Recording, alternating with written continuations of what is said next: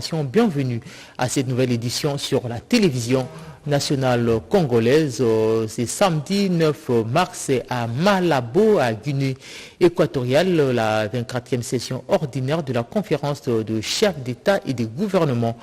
Sous le thème la CEAC à la croisée de chemin vers la consolidation et la réforme pour relever les défis de l'intégration régionale en Afrique centrale, plusieurs chefs d'État ont pris part à cette rencontre sous-régionale présidée par le président de la République équato-guinéenne, Théodore Obiang Nguema, qui par cette occasion a pris la commande de la présidence tournante de cette organisation sous-régionale. Le président de la République démocratique du Congo, Félix Antoine Tshilombo, a présenté au cours de cette session le rapport au chef d'État et des gouvernements présents à ces assises sur la première étape de la facilitation du processus de transition au Tchad. Le chef de l'État congolais, Félix Antoine Tshisekedi, mène à bon port sa mission de facilitateur dans ces pays en crise politique. Il a également présenté le cahier des charges pour les élections prévues au mois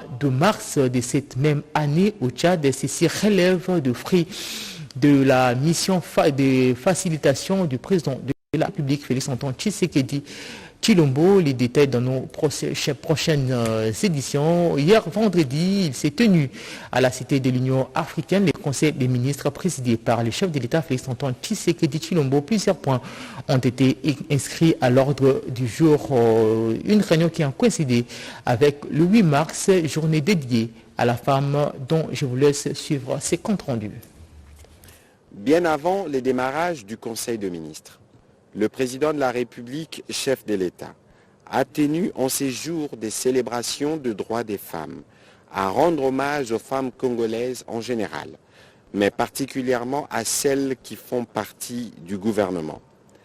Des bouquets de fleurs leur ont été offertes et une pensée a été observée en mémoire des femmes, de toutes les femmes victimes de la guerre et d'autres atrocités qui écument l'Est de notre pays. Revenant sur sa communication, elle a porté essentiellement sur 3 points.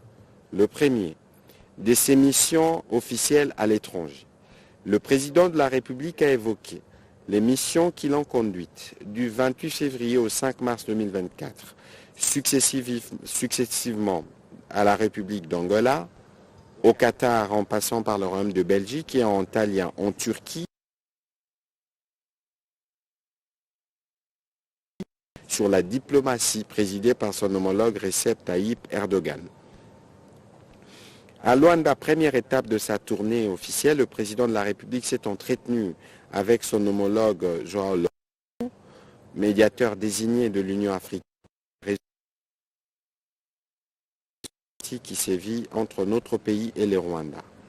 Au cours de cette rencontre, le président de la République a réitéré la position congolaise, celle de ne négocier sous aucun prétexte avec le mouvement terroriste M23, simple élément de manœuvre du gouvernement rwandais, vrai commanditaire et acteur de l'agression nous imposée dans le Nord Kivu. L'ouverture de toute forme de discussion avec Kigali a été évoquée à la seule condition de voir le régime rwandais procéder au retrait de toutes ses troupes des territoires occupés et de voir son supplétif du M23 s'est plié aux résolutions des processus du Rwanda qui exigent leur cantonnement. Et dans le cadre de la mise en œuvre du projet uni pour l'égalité du genre, la Commission nationale des droits de l'homme a organisé un atelier de renforcement de capacité des acteurs judiciaires sur les traitements des affaires relatives aux violences sexuelles basées sur le genre. Je vous laisse sur ces reportages. Les violences basées sur le genre constituent une menace pour le développement durable, la paix et la dignité humaine. Renforcer les capacités des acteurs judiciaires sur le traitement des dossiers relatifs aux violences basées sur le genre, c'est l'essentiel de cet atelier auquel ont pris part les acteurs judiciaires, les membres de la CNDH et la délégation du ministère du genre. Ponsa Pumukulu, président de la Commission nationale des droits de l'homme, pense que la lutte contre les violences basées sur le genre reste un défi majeur à prendre en compte pour le développement de nos communautés. La lutte contre la violence liée au genre est synonyme de meilleure santé pour les femmes et les enfants. La réduction de la violence faite aux femmes permet au monde de se rapprocher des objectifs mondiaux des Nations Unies, de mettre fin à l'extrême pauvreté et à ses causes systémiques. Cet atelier a été organisé dans le cadre du projet Unis pour l'égalité du genre sous la supervision de l'ONU Femmes avec le financement de l'Union européenne. Pour la mise en œuvre de ces projets, la Commission nationale des droits de l'homme, en tant qu'institution d'appui à la démocratie, chargée de la promotion et de la protection des droits de l'homme, a été désignée parmi les acteurs clés d'exécution. D'autre part, la CNDH devait renforcer les capacités des acteurs de la chaîne de lutte contre l'impunité, spécialement les acteurs judiciaires. Les acteurs judiciaires s'engagent dans la lutte contre les violences basées sur le genre. Après un Lukunga qui porte la signature, la fête de la République démocratique du Congo, Denise Nyakeru, au travers de sa fondation, les centres de médecine mixte et d'anémie SS vient de vêtir de sa nouvelle robe. Tout a été refait. C'est la première dame qui a remis les clés de cette nouvelle infrastructure aux responsables des 10 centres, Naïcha Kiala et Charmant Lelo. Un autre avenir pour les enfants drépanocytaires du Congo et de Kinshasa en particulier pointe à l'horizon. C'est l'assurance qu'on peut avoir dès l'entrée au centre de médecine mixte d'anémie SS, communément appelé Centre Mabanga. Inauguré ce 9 mars par la First Lady Denise Nyakeru Tshisekedi, l'hôpital porte désormais une nouvelle robe, la plus belle. Tout a été refait, de la salle d'attente en passant par la salle des soins, d'hospitalisation qui double sa capacité d'accueil avec 120 lits. Les travaux faits par la fondation Denise Nyakeru, un nouveau bâtiment d'une superficie de 1785 mètres carrés. Nous avons rencontré nos enfants, nos frères drépanocytaires, qui étaient soignés dans des conditions inhumaines, mais aujourd'hui, avec ce que nous avons comme infrastructure, ils seront dans un confort et puis l'air ambiant ne sera pas pollué comme avant et ils auront des soins de qualité. Comme une maman, elle n'a pas supporté les... non pas seulement des enfants drépanocytaires et des personnels du SEMAS aussi. Et c'est comme ça, elle a été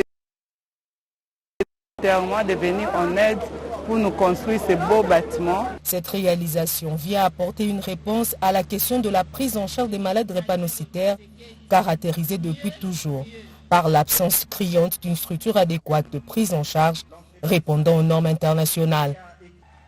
Au nom du gouvernement congolais, les ministres de la Santé publique et celui de la Recherche scientifique ont salué le leadership de la première dame dans la prise en charge des personnes vulnérables avant de lui promettre l'accompagnement du gouvernement de la République.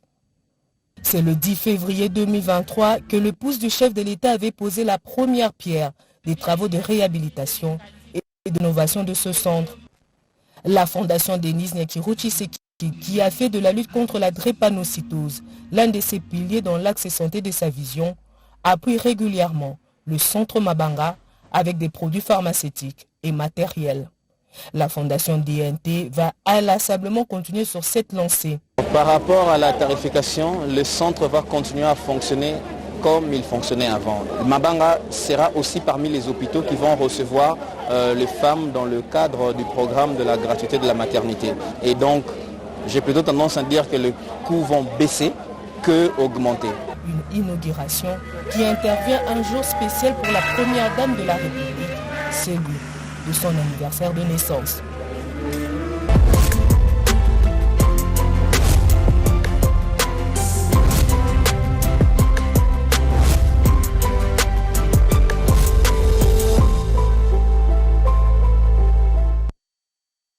Juste après, la première dame de la République démocratique du Congo, Denise Nyakeru, a visité les villages consacrés à la femme congolaise en cette journée dédiée à la commémoration de la lutte pour les droits de la femme, un geste qui vient en appui de cette lutte que mène la femme congolaise pour l'effectivité de la participation de cette dernière dans les institutions de la République. Suivez ce reportage.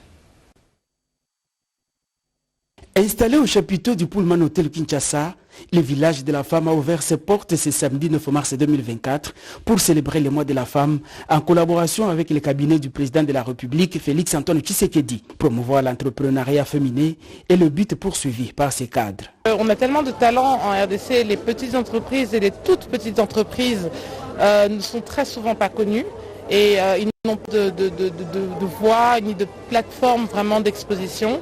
Et ce que nous, on voulait, c'est vraiment leur donner une voix et une plateforme pour faire du networking et pour pouvoir faire connaître leurs activités. De part et d'autre, plusieurs stands sont érigés pour vendre. Qui propose des coiffures afro-chic. Et depuis un moment, nous avons décidé de lancer une marque. J'ai ma petite entreprise. J'emploie 20 personnes.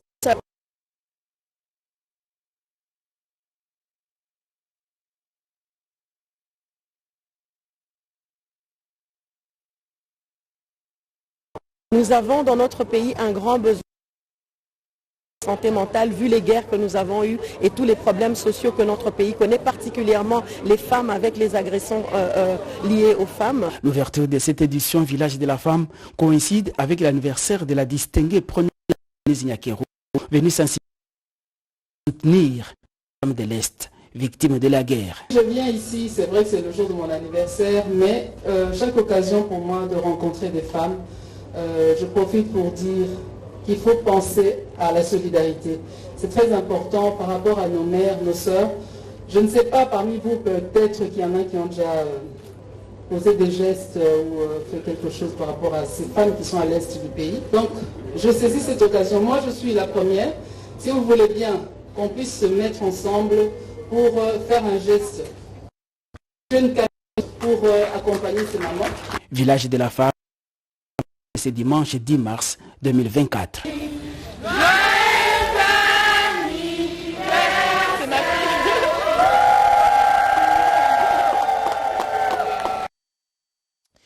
Au-delà de plusieurs activités menées par la femme congolaise, figure la cordonnerie, un métier selon la tradition réservé aux hommes, mais hélas, il y a des femmes qui s'y intéressent. Dans ce journal, nous vous amenons chez une femme cordonnière, Marc.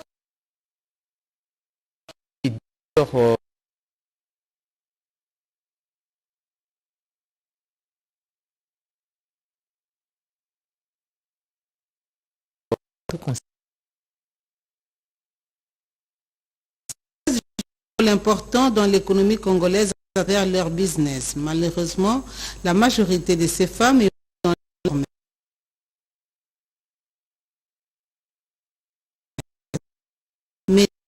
mais pour que l'État congolais contribue à l'autonomisation de ces femmes vulnérables et surtout des jeunes filles qui évoluent dans les petits commerces à travers business.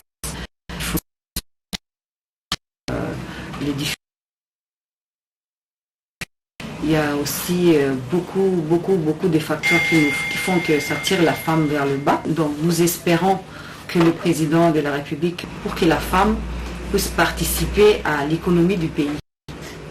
Je pense que la femme a prouvé toujours sa capacité de gérer la place dans ces domaines-là. Nous sommes nous donnons les microcrédits aux femmes. La journée du 8 mars était aussi une occasion d'avoir une pensée pieuse pour toutes les femmes victimes des conflits de l'Est du pays. Les femmes sont des victimes par des viols, les femmes sont des victimes aussi de voir les enfants mal nourris et tout ça. Donc la femme, elle souffre doublement. On est des cœurs avec eux. Le Fonarève est une réponse aux blessures.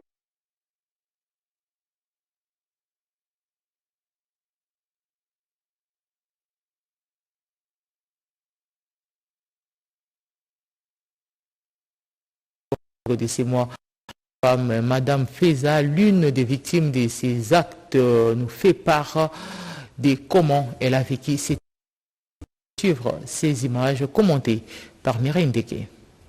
La célébration de la journée des droits de la femme ce 8 mars à l'Office national des produits agricoles du Congo, ONAPAC, a été une opportunité pour réveiller la conscience des femmes dans l'optique d'épanouissement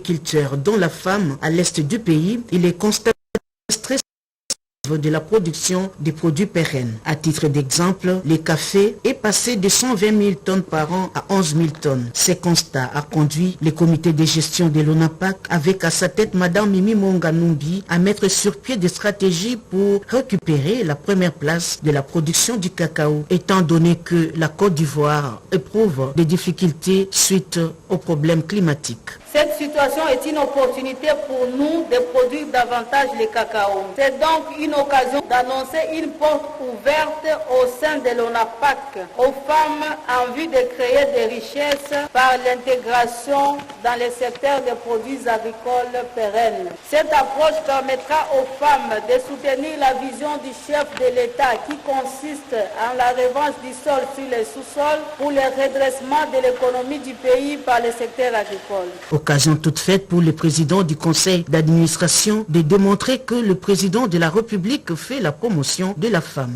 C'est pour confirmer que le président de la République est réellement le champion de la masculinité positive. Que des femmes à la tête d'un grand établissement de l'État comme ONAPAC, ça prouve à que le président de la République fait la promotion du genre et la promotion des droits de la femme. La femme a des droits, mais deux fois ignorés. Elle doit pour ce faire lutter contre les injustices et les discriminations pour un meilleur épanouissement.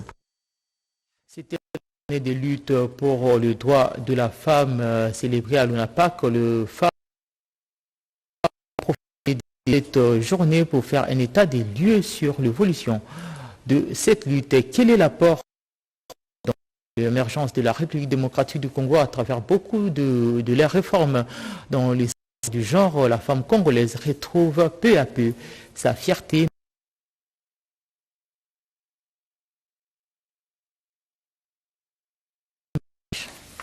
Les activités relatives à la promotion de l'entrepreneuriat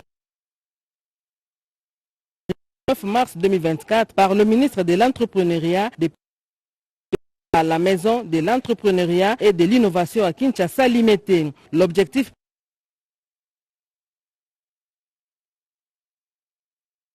est de renforcer l'engagement des femmes entrepreneurs dans la construction d'un monde plus égalitaire et inclusif. Je voudrais de prime abord un hommage mérité à toutes les femmes congolaises qui travaillent d'arrache-pied à quelque niveau que ce soit, à l'amélioration des conditions susceptibles de permettre à toutes les femmes de jouir pleinement de leurs droits et de consolider à leur autonomie. Le directeur général de l'Agence nationale de développement de l'entrepreneuriat congolais, ANADEC, est revenu sur l'importance de cette série d'activités. Les mamans ici présentes, que vous êtes la référence de l'organisation et de l'ordre, de la persévérance et de la patience, de l'amour et de la richesse, du progrès et du succès, enfin du social et du partage. Un autre temps fort de la cérémonie, c'est la réunion d'orientation avec les partenaires présidée par le ministre de tutelle qui avait à ses côtés le DG et la PCA de l'ANADEC. Pour lier l'utile à l'agréable, le DG Godefroy Kizaba et ses et les œuvres d'esprit des femmes entrepreneurs. Validation du mandat des députés provinciaux à la pour cette séance. Cette séance fait suite à l'adoption à l'unanimité du travail de la commission chargée du contrôle et des conformités. Pour ces quinquennats, ces élus feront face à plusieurs défis, notamment de l'insalubrité dans la ville de Kinshasa. Les 44 élus de la ville-province Kinshasa ont vu leur mandat validé par la plénière du bureau d'âge dirigé par Amos Mbokoso. Plusieurs députés provinciaux concernés par l'incompatibilité ont cédé leur mandat à leurs suppléants. C'est le cas de l'élu de la commune de Lemba Peter Kazadi Kankonde qui a cédé son mandat à son suppléant Steve Moulumba. Patrick Mouyaya Katembwe qui a aussi Jared Pandjou et Franck Mbonzola Messo a choisi de rester à la tête de la commune de Lantélé. Nos impressions, c'est que des notions de gratitude envers Dieu qui nous a a permis de pouvoir être validé à ce jour, lui qui est le maître des temps et des circonstances, mais aussi des impressions de remerciements à l'endroit de notre mentor, le vice-premier ministre, ministre de l'Intérieur et Sécurité et Affaires coutumières, son Excellence Peter Kazali Kankonde, lui qui a accepté de renouveler sa confiance encore en nous plaçant comme suppléants. Disons, les Quinois doivent attendre de nous, c'est qu'il y a des grands enjeux que nous devons relever, au contraire une charge pour que nous puissions relever les grands défis qui nous attendent. À cet effet, le président Amos Mbokoso a rappelé aux députés provinciaux de Kinshasa les rôles et leurs missions à défendre l'intérêt de la population. Les 4 sièges restent à pourvoir et les modes, c'est la cooptation des chefs coutumiers. Clôture formation sur l'auto-prise en charge de la femme congolaise en cette période consacrée à la lutte pour le droit de la femme. Plusieurs autres formations sont prévues, question de rendre ces dernières autonomes. Je vous laisse suivre ces reportages. Les mois ont été jugés suffisants pour former médicinaire à plus de 180 jeunes matétois. C'était l'initiative de la solidarité matétoise sous la conduite d'Adolphe Mutombo et les conseillers communaux nouvellement élus qui espèrent ainsi occuper la jeunesse de cette partie de la capitale et mettre un arrêt au phénomène Kuluna. Un autre aspect de cette formation peut être de nature à combattre l'insalubrité, dont une des conséquences est des propagations des maladies. Vous savez, il est temps que les leaders politiques, socioculturels s'élèvent pour sensibiliser la population. Nous devons tous être derrière les chefs de l'État, Félix-Antoine Tshisekedi Tshilombo, derrière les FRDC pour bouter hors de notre territoire national l'agresseur qui est bien entendu le Rwanda. Alors, en tant que leader, nous devons organiser des conférences, débats, des activités pour faire comprendre à la population ce qui se passe. Ce n'est pas à l'Est, mais c'est dans notre pays, la RDC. Nous devons nous lever comme un seul homme, Congolais tellement. C'est une agression injuste, c'est une guerre injuste nous imposée par l'agresseur, le Rwanda, et nous devons sensibiliser. Intervenant en pleine célébration de la journée des droits de la femme, l'accent a été mis sur la dénonciation du drame qui se joue dans la partie est du pays, où chaque jour, on ne cesse de compter des violations sexuelles, des viols et des massacres. Et l'honorable Yumba Kalinga, en sa casquette de présidente nationale du club, à marge du mois de mars, mois dédié à la lutte pour les droits de la femme, remis un important des pannes aux femmes et filles de la province du Haut-Lomami. Ce geste rentre dans le cadre de la redynamisation des mutuelles. Le tronçon routier compris entre la ville de Kamina et Kabondo-Djanda dans la province du Haut-Lomami est en état de délabrement.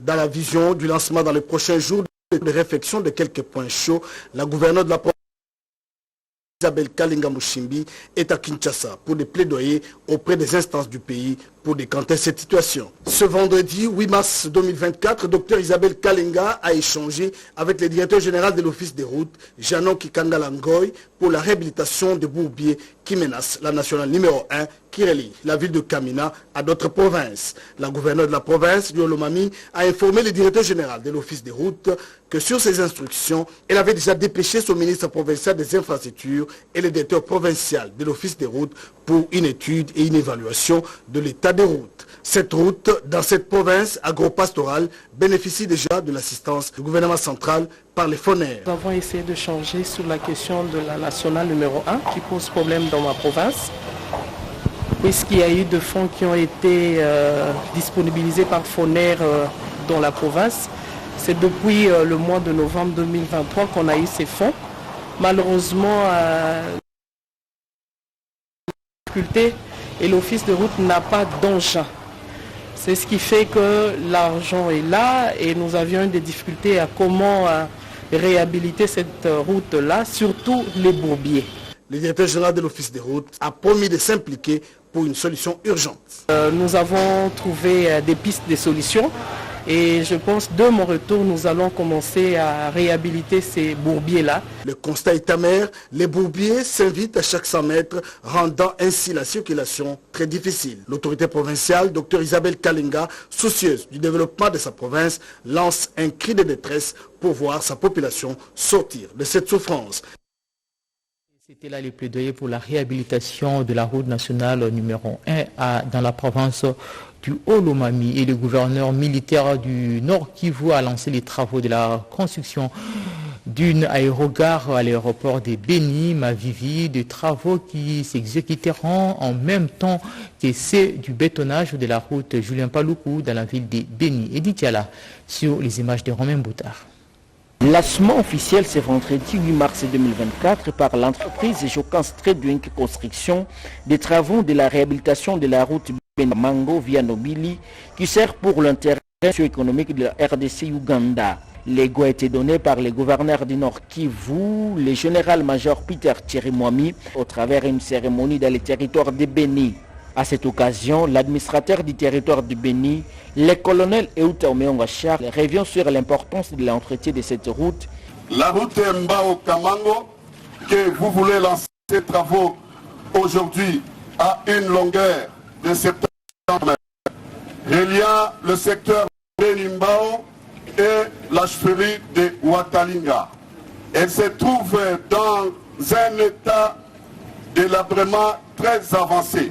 Pour le numéro 1 de la province, le général-major Peter Chirimwami, l'entretien de cet accès routier servira pour faciliter le bon déroulement des opérations militaires et aussi de la praticabilité de cette route par les populations riveraines. D'abord, sur le plan socio-économique, la route Mbao-Kamango relie la population de Mbao et la population de Ouatalinga. Ça facilite aussi le trafic entre l'Ouganda et la RDC. C'est une route, un axe beaucoup plus court par rapport à la route Beni-Kasindi. Et si vous pouvez voir la population de Nobili, c'est ça que l'on peut abandonner parce qu'il n'y a pas de route. Et là, ils utilisent les chilets alors qu'ils devaient utiliser la monnaie congolaise. A noter que ces travaux de réhabilitation de la route Beni-Kamango sont financés par le gouvernement provincial du Nord Kivu et qui feront 6 mois pour 76 km.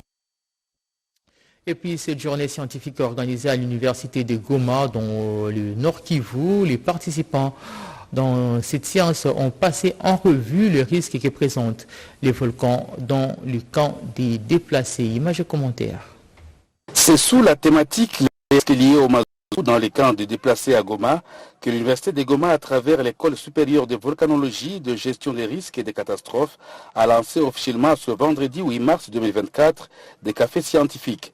C'est dans le cadre du projet de renforcement institutionnel des capacités administratives et de recherche de l'université de Goma, et cela avec l'appui financier des Global Development Network. La question du Mazoukou étant d'actualité permanente, l'objectif est de susciter une culture scientifique sous forme d'alerte, a indiqué le professeur Yamoneka Ouasso. Il faut donc réviser la cartographie des zones de concentration du CO2. Nous avons voulu aujourd'hui alerter la communauté nationale, internationale, la société civile sur les risques auxquels les déplacés dans le cas de Boulengo, le cas de Nzulo, ainsi de suite, les risques auxquels ils sont confrontés liés au mazout. C'est pour que nous puissions ensemble réfléchir sur les solutions à apporter. L'INGOM s'intéresse ainsi au risque de Mazoukou car une des missions est de servir la communauté, a insisté Dr Blaise Mafouko, directeur de l'école supérieure de volcanologie. La densité de ces gaz, le CO2 est très dense par rapport à l'air. Et voilà pourquoi la présence du mazout, on peut dire dans un langage très simple, chasse l'air. De telle manière, les personnes qui peuvent se retrouver là-bas, les animaux qui peuvent se retrouver là-bas ont du mal à respirer. A noter que le lancement officiel de ce projet a été clôturé par un point de presse co-animé par l'UNIGOM, l'OVG, la division des affaires sociales ainsi que le RACOJ. Célébration de la journée internationale de la femme dans une attitude de deuil. Et à cette occasion, les femmes de la Croix-Rouge ont choisi cette journée pour joindre leur voix à celle dans l'Est de la République démocratique du Congo pour dénoncer cette guerre injuste imposée. En République démocratique du Congo, un culte d'action de grâce a été également organisé en mémoire des femmes victimes de violences dans cette partie du pays. Suivez ce reportage. Le moment était propice pour ces femmes volontaires secouristes de la Croix-Rouge RDC en marge de la Journée internationale des droits de la femme célébrée le 8 mars de chaque année à travers le monde de compatir aux malheurs qui frappent les populations du pays et profitent de l'opportunité pour assurer la couverture sanitaire aux femmes et aux hommes présents sur le lieu de la manifestation. Déjà, c'est un grand soulagement parce que le Seigneur, c'est lui qui coordonne tout. Et nous, le moment Croix-Rouge, le moment de la RDC, nous sommes venus implorer au Seigneur Jésus-Christ pour qu'il donne la paix à l'est de la République démocratique du Congo. Avec la prière qui était faite ici, le Seigneur a entendu notre supplication. Voir au niveau de l'Est, ça fait pitié. Alors c'est comme ça, aujourd'hui nous louons l'initiative qui a été prise pour que nous puissions commémorer ensemble avec le Maman de l'Est. À partir d'ici, nous les soutenons par nos prières pour que Dieu puisse entendre nos voix et que la paix puisse régner dans la partie Est. En cette journée du 8 mars, nous les mamans, nous sommes décidés de célébrer autrement cette journée à travers la prière pour que Dieu combatte nous, parce que nos militaires sont au front, mais nous, les mamans, nous nous mettons à genoux pour faire la guerre spirituelle. Par ailleurs, que ces femmes secouristes de la Croix-Rouge sont formées au même titre que les secouristes hommes. Elles sont capables d'intervenir nuit et jour aux éventuelles catastrophes et autres assistances aux populations en détresse. De mort injustifiée pour des causes perdues d'avance, quel que soit les temps que ça prendra, les coupables paieront. Nous gardons une pensée pour nos compatriotes du Nord Kivu. Voilà qui met fin à ces journaux de 23h. Merci de nous avoir suivis. Restez toujours en position d'écoute en compagnie de nos programmes.